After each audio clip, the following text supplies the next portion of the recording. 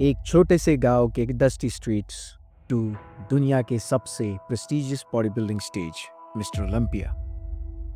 ये एक कहानी है उस बंदे की जिसने सपना इतना बड़ा देखा था कि दुनिया ने पहले उसे इग्नोर किया और बाद में सल्यूट। क्लासिक फिजिक ये सिर्फ एक कैटेगरी नहीं है, ये एक आर्ट फॉर्म है। ऐसी बॉडी बनाओ जो सिर्फ बड़ी नहीं, परफेक्ट भी लगे, जहाँ हर एक पोज एक पेंटिंग है, हर एक मसल एक स्टोरी। 2025 में जब लाइट्स डिम हुई और क्राउड चुप हो गया, एक नाम अनाउंस हुआ, रमोन डीनो। और उस मोमेंट में एक सपना रियलिटी बन गया। लेकिन इस स्टेज तक आने का रास्ता सिर्फ आयरन और प्रोटीन शेक से नहीं बना।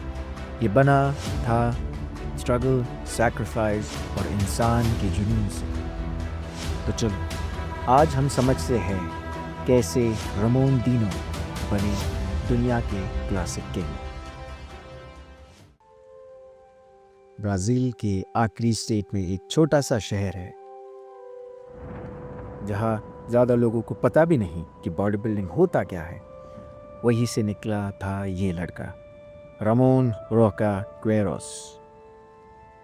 बचपन सिंपल था, ना कोई फैंसी जिम, ना कोई फैंसी सप्लीमेंट्स, बस एक ड्रीम था, एक ऐसी फिजिक बनाना जो सबसे अलग लगे।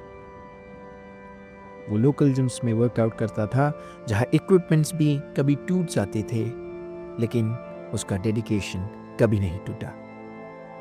उसके पास ना फेम था ना फैसिलिटीज, लेकिन एक चीज थी, वो फायर।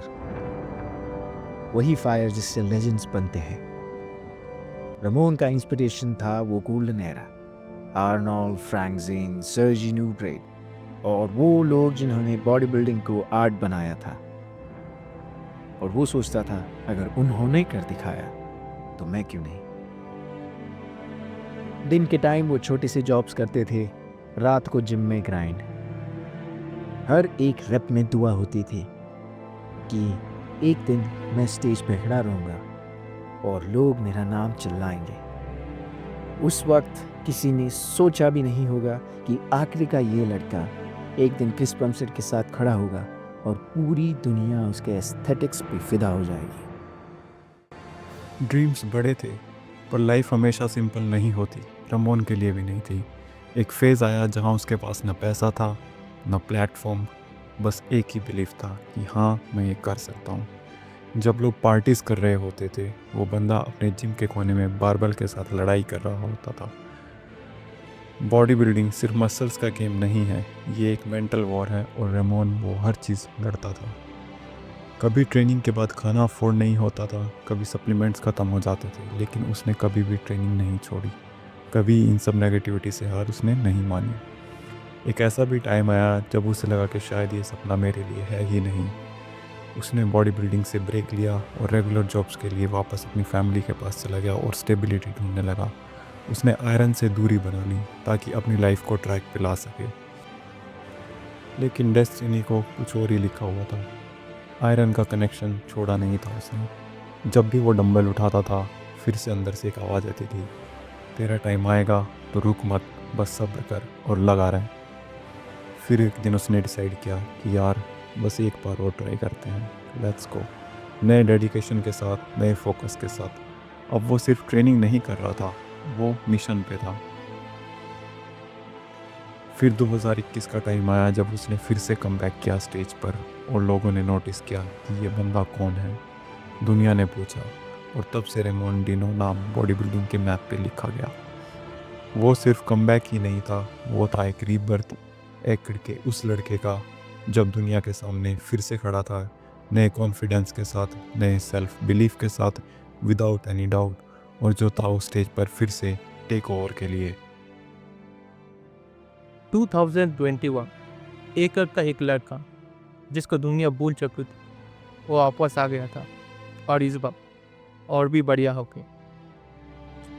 फिजिक में मैच्योरिटी, फेस पे कॉन्फिडेंस और अंदर एक ऐसी भूख जो सिर्फ चैंपियंस में होता है। रमोन डीनो ने अपने कमबैक के साथ सभी को शॉक कर दिया। पहले लोकल शोज जीते, उसके बाद नेशनल लेवल्स और आखिर में IFBB प्रो कार्ड जीता, जिससे वो मिस्टर ओलंपिया के लिए क्वालिफायर। और सभी को समझ आ गया ये बंदा कहीं रुकने वालों में से नहीं है। प्रो कार्ड जीतने के बाद रामोन डिनो के पास सिर्फ एक ही मकसद था कि क्लासिक फिजिक्स में टॉप तक जाना है, एक ऐसा कैटेगरी जिसमें सभी कॉम्पिटिटर ग्रीक गॉड जैसे लगते हैं। लेकिन रामोन डिनो भी कम नहीं थे। उनके पास एक ऐसा चीज था जो अनमोल था, फ्लो। डिनो का पोज एक पेंटिंग जैसा लगता है, हर ट्रांजिशन स्मूथ, कॉन्फिडेंस और एस्थेटिक परफेक्शन। 2022 मिस्टर ओलंपिया रामोन डिनो ने पहली बार अपना ओलंपिया स्टेज में परफॉर्म किया। जब वो स्टेज पे खड़े हुए सभी को समझ आ गया कि ब्राज़ील एक मॉन्स्टर भैया है। हाँ, उसका नाम अनाउंस हुआ और सभी ने बोला this kid is the future. उस साल रामोन ने मिस्टर ओलंपिया जीता नहीं, लेकिन सभी बॉडी बिल्डर और ऑडियंस के मन में वो छा गया। लेकिन उसके साथ ही उसके नाम के साथ और एक नाम जुड़ गया, क्रिस बमस्टेड। एक किंग और एक चैलेंजर, दो एस्थेटिक कलर आए, जिसमें एक एस्टेब्लिश्ड लेगेसी था और दूसरा था अनस्टॉपेबल राइज। और यही से शुरू हुआ क्लासिक फिजिक्स का सबसे इंटेंस राइवलरी, और रामोन डिनो बने पीपल्स चैंपियन। नेक्स्ट स्टेज, दुनिया के बेस्ट के साथ असली टक्कर। बॉडी बिल्डिंग में राइवलरीज आती जाती रहेंगी, पहले भी रही हैं, फ्यूचर में भी होंगी। मगर कुछ राइवलरीज ऐसी होती हैं जो इतिहास लिख देती हैं और इतिहास में one of the best known बन जाती हैं। जैसे हमारे पास था रॉनी कोलमैन वर्सेस जे कटलर। ऐसे ही एक नई राइवलरी शुरू हो चुकी थी 2022 के बाद, सीबम यानी Chris Bumstead versus Ramon Dino. एक तरफ था reigning defending king Cbum, classic physique का सिंबल, हर साल अनबीटेबल, और दूसरी तरफ एक नया चैलेंजर जिसका नाम स्टेज पे गूंज रहा था, रामोन। 2022 ओलंपिया में रामोन ने पहली बार सीबम के साथ पोज किया। वही मोमेंट था जब दुनिया ने बोला this guy is not just competing, he is coming for the crown. मगर सीबम का चार्म अलग था, लेगेसी अलग थी। हाउएवर रामोन के पास भी था एक फ्रेशनेस, एक हंगर और वो एस्थेटिक फ्लो जो डायरेक्टली फैंस के दिलों से कनेक्ट कर रहा था। क्राउड्स उसके लिए चांट कर रही थी, रामोन रामोन रामोन। 2023 में उसने और इम्प्रूव किया, ज़्यादा मसल मैच्योरिटी, बेटर कंडीशनिंग और हर पोज में सिर्फ एक message, I am not here to be second. फिर भी 2023 में सीबम जीता, लेकिन रामोन का इम्पैक्ट अब अनस्टॉपेबल था। ब्राज़ील पूरी दुनिया में इको कर रहा था, our boy is coming for the crown. 2024 तक ये राइवलरी एक इमोशन बन चुकी थी, सीबम वर्सेस रामोन। दोनों के फैंस एक डिजिटल वॉर में थे, लेकिन स्टेज पर ओनली था रिस्पेक्ट, एक किंग और एक उसका उत्तराधिकारी जिसके बीच में साइलेंस था और सिर्फ उस साइलेंस को आयरन ही समझ सकता था।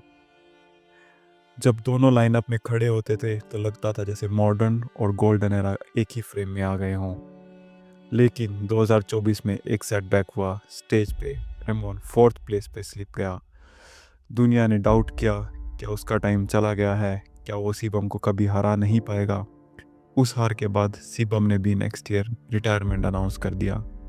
मगर अब 2025 आ चुका था और उसके लिए फिर से स्टेज रेडी था, क्राउन खाली था, सीबम रिटायर्ड थे और रामोन के पास अब कोई एक्सक्यूज नहीं था। उसको भी खुद को साबित करना था। ये उसकी डेस्टिनी नहीं थी कि वो सेकंड प्लेस पर ही रह जाए। ये उसका एक लास्ट चांस था खुद को प्रूव करने का कि वो सिर्फ एक चैलेंजर नहीं है, एक चैंपियन है। ये उसको दुनिया को दिखाना था। 2025 मिस्टर ओलंपिया क्लासिक फिजिक, वो कैटेगरी जहां परफेक्शन और पेशेंस दोनों टेस्ट होते हैं। और इस साल इस स्टेज पे एक चेहरा मिसिंग था, Chris Bumstead. The 6 time champion ने रिटायरमेंट अनाउंस कर दी थी और एक एरा खत्म हुआ। पूरी दुनिया का ध्यान अब सिर्फ एक बंदे पे था, Ramon Dino. Pressure extreme, expectations sky high. 2024 की हार के बाद ये कमबैक था, लेकिन रमोन रेडी था। ये वो मोमेंट था जहां उसको प्रूव करना था कि वो एक सिर्फ चैलेंजर नहीं है, सक्सेसर है। जब वो स्टेज पे आया, हर एक पोज एक स्टेटमेंट था। सिमेट्री जो मैथमेटिकल लग रही थी, कंडीशनिंग जो मशीन से भी प्रिसाइज थी। स्टेज पे सीबम नहीं था, लेकिन जर्मनी का माइक सोमरफेल्ड और बाकी कंटेंडर्स परफेक्शन लेके आए थे।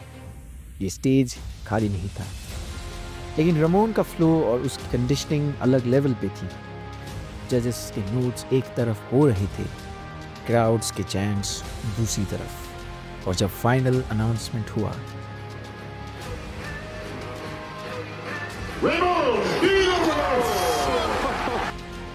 स्टेज पे रमोन ने हाथ उठाया, आंखों में एक मिक्सचर था, शॉक और ग्रैटिट्यूड। उसने स्काई की तरफ देखा और बस मुस्कुरा दिया। ये सिर्फ विन नहीं थी, ये एक विंडिगेशन था। जिस लड़के को कभी जिम के अंदर मशीन्स बोरो करनी पड़ती थी, वो आज दुनिया के इस बेस्ट स्टेज पे अपना नाम हिस्ट्री में लिख रहा था। सीबम का एक एरा लेगेसी था और रमोन का विन उस लेगेसी का continuation. The torch wasn't taken by force, it was passed by fate. Brazil cried, the world cheered. आखिरी का सपना अब ओलंपिया का क्राउन बन गया। The boy from nothing now stood for everything. हर कहानी का एक एंड होता है, लेकिन लेजेंड्स के लिए वो एंड एक बिगिनिंग होता है। रमोन दीनो ने सिर्फ एक टाइटल नहीं जीता, वो बने एक जनरेशनल इंस्पिरेशन। उन्होंने ये बिलीव करवाया कि अगर एक सपना देखो तो वो सच भी हो सकता है। एक के उस छोटे से शहर से लास वेगस के उस चमकती दुनिया पर रमोन दीनो ने अपना हिस्सा पर पूरा किया। उसने ये बिलीव करवाया कि ग्रेटनेस सिर्फ फैसिलिटी से नहीं आता। Greatness always comes with discipline, pain और स्टबर्न बिलीफ कि मैं कर सकता हूँ और मैं रुकने वाला नहीं हूँ। सीबम ने क्लासिक फिजिक्स को डिफाइन किया और रमोन दीनो ने उसको कैरी फॉरवर्ड किया अपने स्टाइल से, अपने ग्रेस से। रमोन दीनो सिर्फ जीते नहीं, वो एक सिंबल बन गई। ऐसा सिंबल जो हमें बताता है कि अगर तुम्हारा बैकग्राउंड छोटा भी हो, लेकिन तुम्हारा विजन और भी बड़ा होना चाहिए। हर रिपीटेशन, हर पेन, हर फेलियर उसका क्राउन का एक पार्ट था। उसने जब ट्रॉफी उठाया तो वो सिर्फ एक इंडिविजुअल विन नहीं था, वो एक मैसेज था कि success does not come from comfort, it come from chaos. अब रमोन दीनो सिर्फ एक मिस्टर ओलंपिया नहीं, वो एक प्रूफ है कि इम्पॉसिबल भी कॉम्प्यूर हो सकता है। फ्रॉम एकर टू ओलंपिया, ये जर्नी सिर्फ खत्म नहीं हुआ है, ये सभी के लिए एक ब्लू प्रिंट बन गया है। Kings are not born in the palace, they are forged in the fire of struggle.